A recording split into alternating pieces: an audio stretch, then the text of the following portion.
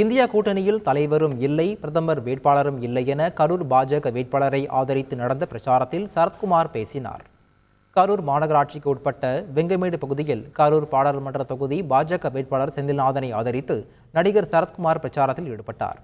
திறந்த வேனில் நின்றவாறு பேசிய அவர், மக்களுக்கு என்ன திட்டங்களை செய்தோம் என்று எடுத்துச் சொல்லி வாக்கு கேட்கும் ஒரே கட்சி பாஜக எனவும், மத்திய அரசு கொண்டு வந்த திட்டங்கள் ஒவ்வொன்றையும் திமுக அரசுதான் கொண்டு வந்ததாக சொல்வதாகவும் விமர்சித்தார்.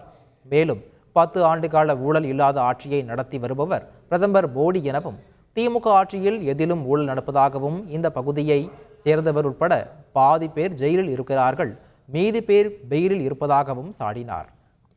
எனவே மக்கள் மாற்றி யோசிக்க வேண்டிய நேரம் இது எனவும் சரத்குமார் தெரிவித்தார். செய்திகளை உடனுக்குடன் தெரிந்து கொள்ள உடனே சப்ஸ்கிரைப் பண்ணுங்க.